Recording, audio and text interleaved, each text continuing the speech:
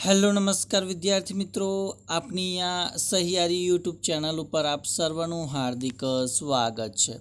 મિત્રો, આજે આપણે વાત કરવાના છે ધોરણ 7ની અંદર વિષય ગુજરાતીમાં સ્વાધ્યાય પોથી આધારિત પાઠ 3 જેનું નામ છે અમારી કામધેનુ।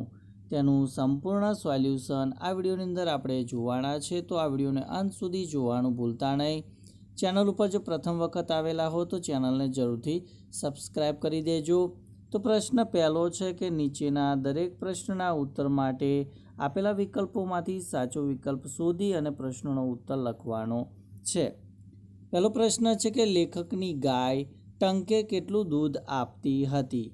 તો જવાબ આવશે 8 શેર દૂધ। બીજું છે કે લેખકની ગાયનું નામ શું હતું? તો જવાબ આવશે બોડી।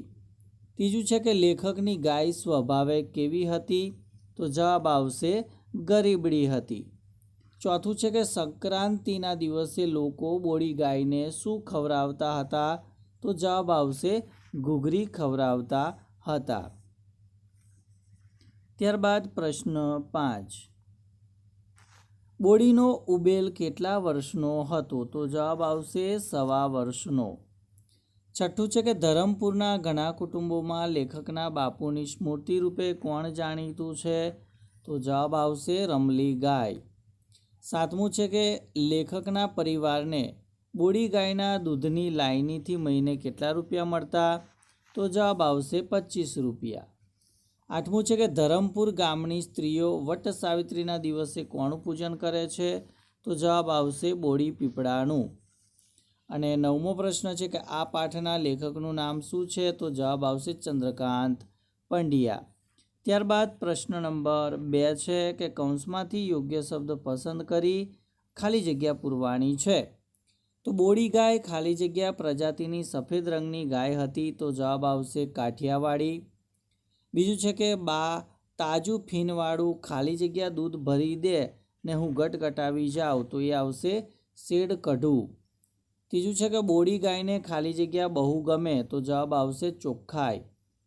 બાપુની ખાલી જગ્યા નીકળી ત્યારે બોડી ગાય કેટલાય ધમ પછાડ્યા કર્યા હતા, તો એ આવશે ઠાઠડી। પાંચમું છે કે ખાલી જગ્યા લેખકના કુટુંબનું કોઈ પૂર્વજન્મનું ઋણ અદા કરવા આવી હતી, એ આવશે બોડી ગાય।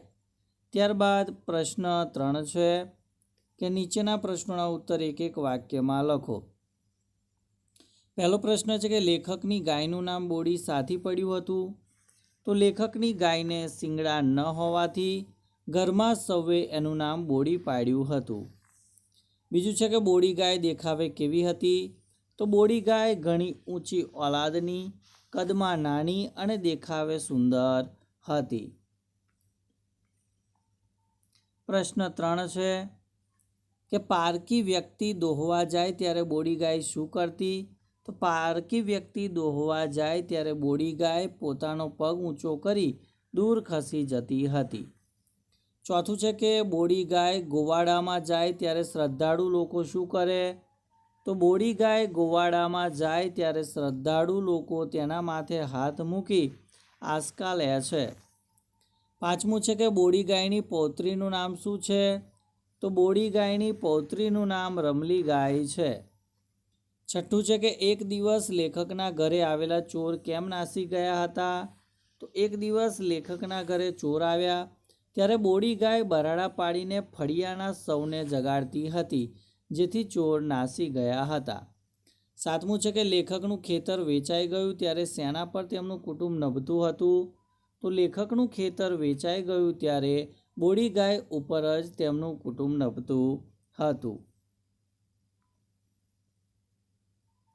ત્યારબાદ 8મો પ્રશ્ન છે કે બોડી ગાય સાથી મરી ગઈ તો બોડી ગાયને જાનવર કરડ્યું, જેથી તેનું આખું શરીર ફૂલી ગયું અને આખરે તે મરી ગઈ હતી। પ્રશ્ન 4 છે ને કે નીચેના પ્રશ્નોના ઉત્તર 2-3 વાક્યમાં લખો। પહેલો પ્રશ્ન છે કે બોડી ગાયને દોહવા અંગેની વિશેષતાઓ જણાવો। તો બોડી ગાયને વેડા કવેડાએ થોડું ઘાસ કે ચંદી ખવડાવો એટલે તે દોહવા દેતી। બીજી ગાયની જેમ તેને દોહતી વખતે પગ બાંધવા પડતા નથી। તે એટલી ગરીબડા સ્વભાવની હતી કે નાનું છોકરું આંચળમાં હાથ નાખી ખેંચે અને દૂધની સેર કાઢે તો એ કશું ન કરે. ત્યારબાદ પ્રશ્ન નંબર 2. બોડી ગાયને સ્વચ્છતા ગમતી એવું તમે શા પરથી કહી શકો? તો બોડી ગાય પોતાના પીઠ, પગ વગેરેને જીભથી ચાટીને ચોખ્ખા રાખે છે. તે ગમે ત્યાં ગંદી જગ્યાએ બેસતી નથી. તે કદીએ ગંદુ ખાતી નથી. તે પોતાના વાછરડાને પણ ચાટી ચાટીને ચોખ્ખા રાખે છે. તો આ પરથી કહી શકાય કે બોડી ગાયને સ્વચ્છતા ગમે છે. ત્રીજું છે કે બોડી ગાયના મૃત્યુ પછી લેખકના બાએ શું કર્યું? તો બોડી ગાયના મૃત્યુ પછી લેખકના બા તેમની સગી દીકરી મરી ગઈ હોય તેમ રડ્યા. તેમનાથી તે દિવસે ખાઈ શકાયું નહીં. તેમણે બોડી ગાયને ચાંદલો કર્યો, ફૂલ ચોખા ચડાવી ભીની આંખે પ્રણામ કર્યા. પછી લેખકના બાપુની જૂની વાડીમાં જ એક પીપળા નીચે જ ખાડો ખોદાવીને એ બોડી ગાયને ત્યાં દટાવી. ત્યારબાદ પ્રશ્ન નંબર 5 છે કે નીચેના પ્રશ્નોના ઉત્તર 4-5 વાક્યમાં લખો. એમાં પહેલો પ્રશ્ન છે કે ઘરના બધા ગાયની શી સંભાળ રાખતા? તો ઘરના બધા બોડી ગાયને સ્વજનની જેમ ચાહતા હતા. સૌ તેને બહુ લાડ કરતા અને તેનો દરરોજ ખરેરો કરતા હતા. તેને ખાસ લીલું ઘાસ અને આખો ભરેલો બાફલાનો ટોપલો એ ખાવા માટે આપતા. ગાયને નિયમિત નવડાવીને ચોખ્ખી રાખતા. ગાયને આમે ચોખ્ખાઈ જ ગમે છે. બાળકો તેની સાથે રમે છે. લીલી ચાર પોતાના હાથે કાપીને એ બાળકો એ ગાયને ખવડાવે છે. બીજો પ્રશ્ન છે કે બોડી ગાય આખા ગામની લાડકી હશે એમ શાના પરથી કહી શકાય? તો બોડી ગાયને ગામ લોકો બહુ માન આપે. ગાય ગોવાડામાં જાય ત્યારે શ્રદ્ધાળુ તેના માથે હાથ મૂકી આસકા લે. વારે તહેવારે સ્ત્રીઓ અને કુમારિકાઓ તેમનું પૂજન કરે. સંક્રાંતિના દિવસે લોકો તેને ઘૂઘરી ખવડાવે. સારા નરસા પ્રસંગે લોકો બોડી ગાયના છાણમૂત્ર લઈ જાય. આ પરથી કહી શકાય કે બોડી ગાય આખા ગામની લાડકી હશે. ત્યારબાદ ત્રીજો પ્રશ્ન છે કે ધરમપુરમાં બોડી ગાયનું સંભાળનું સી રીતે કાયમ રહી ગયું? તો ધરમપુર ગામમાં લેખકના બાપુની જૂની વાડીમાં એક પીપળા નીચે ખાડો ખોદાવીને જ્યાં બોડી ગાયને દાટવામાં આવી હતી એ પીપળો બોડી પીપળો તરીકે ઓળખાય છે. વટ સાવિત્રીને દિવસે ગામની સ્ત્રીઓ આ પીપળાનું પૂજન કરે છે. આ રીતે લેખકના ગામ ધરમપુરમાં બોડી ગાયનું સંભાળનું કાયમ રહી ગયું. પ્રશ્ન છે કે નીચેના પ્રશ્નોનો ઉત્તર તમારી નોટબુકમાં લખવાના છે કે લેખકે બોડી ગાયને એમની કામધેનુ તરીકે શા માટે ઓળખાવી હશે? 7મો પ્રશ્ન કે વિગત વાંચો અને લેખકે આવું શા માટે કહ્યું હશે એ સમજાવવાનું છે અને ઉત્તર તમારી નોટબુકમાં લખવાના છે કે એ ગઈ તે જ વર્ષે મારો કોલેજનો અભ્યાસ પૂરો થયો અને મને નોકરી મળી. એ પણ કેવો અકસ્માત. અને જાનવરને મમતા આપો પછી જુઓ એ શું નથી આપતા.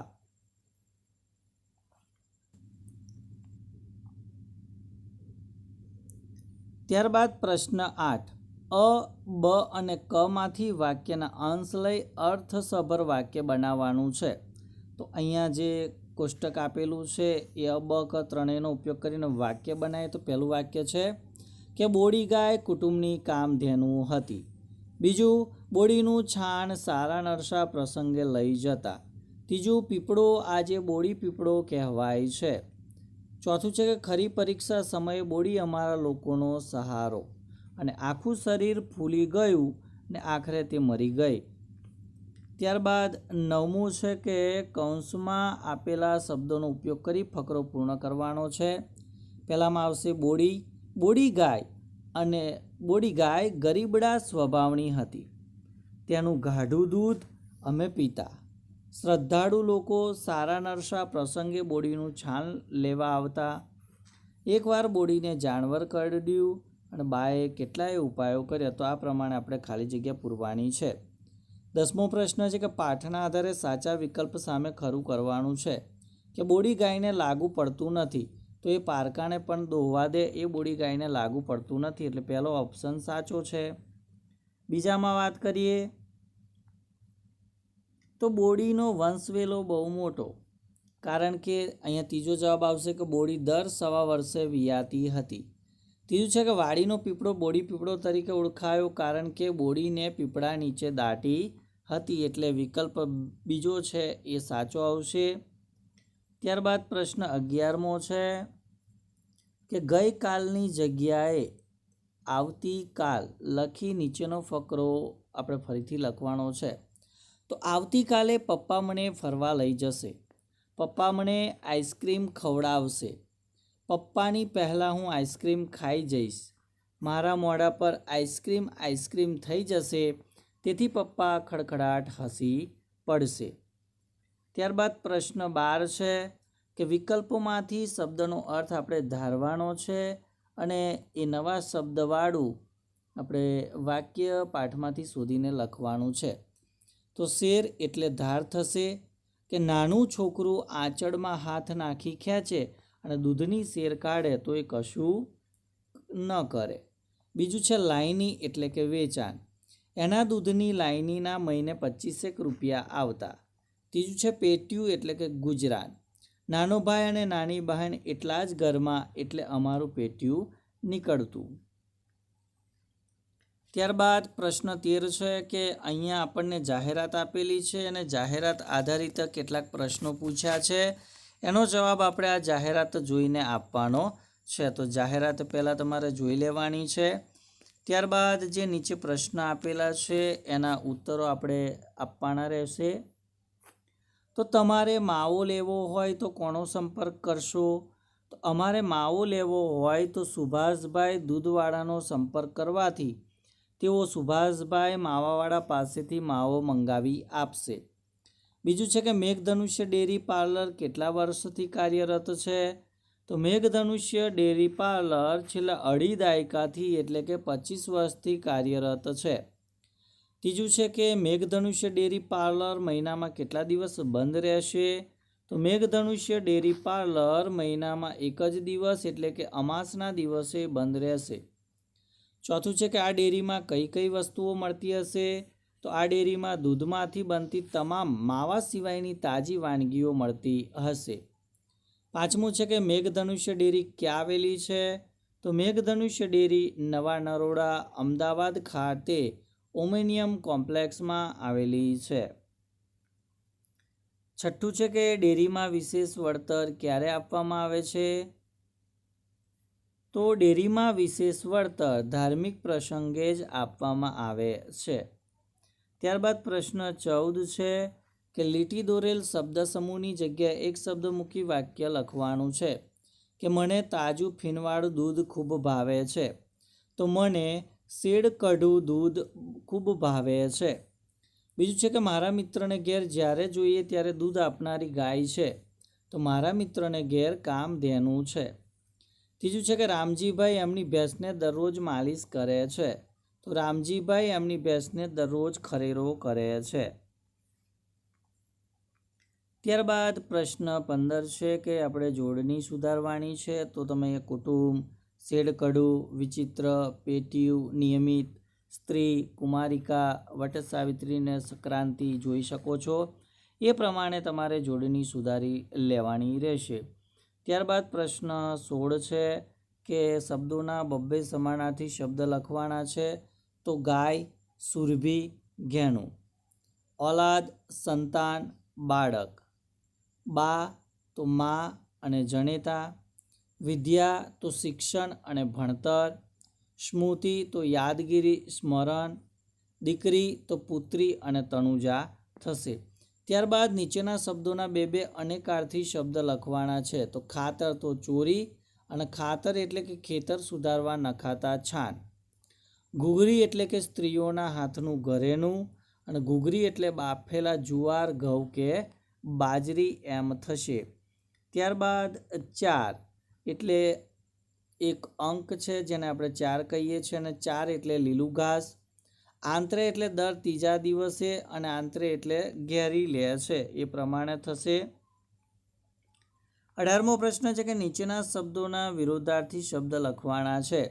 વેડાનું વિરોધી કવેડા, સુખનું વિરોધી દુઃખ, હયાતનું વિરોધી મૃત, સ્થિરનું વિરોધી અસ્થિર, નિયમિતનું વિરોધી અનિયમિત, પાપનું વિરોધી પુણ્ય, ચોખ્ખાનું વિરોધી ગંદુ થશે. પ્રશ્ન 19 છે કે નીચેના શબ્દ સમૂહ માટે એક એક શબ્દ લખો. કે મનોકામના પૂરી કરનારી ગાય તો એને કામધેનુ કહેવાય. કપડાથી ગાળેલું તો એને વસ્ત્રગાળ કહેવાય. ગાયનું મૂત્ર તો એને ગૌમૂત્ર કહેવાય. ગાયના બે વિયાન વચ્ચેનો ગાળો તો એને ઉબેલ કહેવાય. શેડ કાઢીને તાજું દોયેલું દૂધ એને શેડ કઢું દૂધ કહેવામાં આવે છે. ત્યારબાદ 6 છે કે આગલા જન્મનું તો એને પૂર્વજન્મનું કહેવાય. નિષ્ફળ ન જાય તેવું બાણ એને રામબાણ કહેવાય. ગાય કે પશુને સુકાયા પલાળીને આપવામાં આવતા બાજરી, ચણા વગેરેને ચંદી કહેવાય. દેવદેવીની આરતી, ભસ્મ વગેરે લેવા તે એને આસકા કહેવાય. બાજરી, જુવાર વગેરેના લીલા કે સૂખા સાંઠા એને ચાર કહેવાય. ગાય, ભેંસ, બળદનો મળ કે ગોબર એને છાણ કહેવાય. ખાસ કરીને પશુ માદાએ બચ્ચાને જન્મ આપવો એને વિયાવવું કહેવાય. સબ લઈ જવાને માટે બાંધેલી 2 વાંસ અને પટ્ટીઓની સીડી જેવી સજાવટ એને ઠાઠડી કહેવાય. વચ્ચે એક દિવસના કે સમયના ગાળે એને આંતરે કહેવાય. જેઠ પૂર્ણિમાએ વડની નીચે પૂજા કરાય તે વ્રત એને વટ સાવિત્રી વ્રત તરીકે ઓળખવામાં આવે છે. ત્યારબાદ નીચેના રૂઢિપ્રયોગનો અર્થ આપી વાક્યમાં પ્રયોગ કરો. કે છૂટ લેવા ન દેવી એટલે કે સ્વતંત્રતા ન આપવી. વાક્ય છે કે પોલીસ ગુંડાઓને જેલમાં જરા પણ છૂટ લેવા દેતા નથી. બીજું છે કે ખરેરો કરવો એટલે કે તેલની માલિશ કરીને પશુને નવડાવવું. વાક્ય છે કે કૃષ્ણ ભગવાન જાતે પોતાના પંચકલ્યાણી અશ્વનો ખરેરો કરતા હતા. ત્રીજું છે કે ધમપછાડા કરવા એટલે કે છૂટવાના પ્રયાસ કરવા. વાક્ય છે કે વાછરડું ગાય પાસે પહોંચવા ધમપછાડા કરવા લાગ્યું. ચોથું છે પેટીયું નીકળવું એટલે કે ગુજરાન મેળવવું. મોંઘવારીના સમયમાં ગરીબોનું પેટીયું નીકળવું મુશ્કેલ બની ગયું છે. ઋણ અદા કરવું એટલે કે કરજ ચૂકવવું, ફરજ અદા કરવી. વાક્ય છે કે મા બાપ પ્રત્યેનું ઋણ અદા કરવું એ દરેક સંતાનની ફરજ છે. હાથ લાંબો કરવો એટલે કે મદદની માગણી કરવી. સ્વમાની માણસ ગમે તેવા સંજોગોમાં પણ કોઈની પાસે હાથ લાંબો કરતો નથી. ત્યારબાદ 21મો પ્રશ્ન છે કે આપેલા ફકરાનું ગુજરાતીમાં અનુવાદ કરવાનું છે. તો the cow is a domestic animal. તો આ પ્રમાણે જે ફકરો આપેલો છે એનું ગુજરાતી અનુવાદ કરીએ તો ગાય એ પાલતુ પ્રાણી છે. તે વિવિધ આકાર, કદ અને રંગમાં વિશ્વભરમાં જોવા મળે છે. ગાય એ પ્રેમાળ અને મળતાવડું પ્રાણી છે. ગાયનું દૂધ ઊંચી ગુણવત્તાવાળું હોય છે. ત્યારબાદ મિત્રો પ્રવૃત્તિની વાત કરીએ. પહેલી પ્રવૃત્તિ છે કે સ્વ એટલે પોતાનું એ અર્થમાં સ્વજન જેવા બીજા 4 શબ્દો લખો. તો સ્વરાજ, સ્વદેશી, સ્વાભિમાન અને સ્વાશ્રય. બીજું કે નીચેના શબ્દો પરથી વિશેષણ બનાવો. તો રંગનું રંગીન, ધર્મનું ધાર્મિક, દૂધનું દૂધિયું, શ્રદ્ધાનું શ્રદ્ધાળુ, લાલચનું લાલચું અને અર્થનું આર્થિક વિશેષણ બનશે. ત્યારબાદ બીજા નંબરની પ્રવૃત્તિ છે કે આપેલા મુદ્દાઓનો ઉપયોગ કરી સ્વાતંત્ર્ય દિન વિશે તમારી નોટબુકમાં નિબંધ લખવાનો છે. તો વિદ્યાર્થી મિત્રો, આ હતું ધોરણ 7 વિષય ગુજરાતીની અંદર સ્વાધ્યાય પોથી આધારિત સરસ મજાનો પાઠ 3 આપણી કામધેનુનું સંપૂર્ણ સોલ્યુશન આ વિડીયોની અંદર જોયું. તો વિડીયો ચોક્કસથી ગમ્યો હશે તો વિડીયોને લાઇક કરી દેજો, શેર કરી દેજો અને ચેનલને સબસ્ક્રાઈબ કરી દેજો. Thank you. આભાર.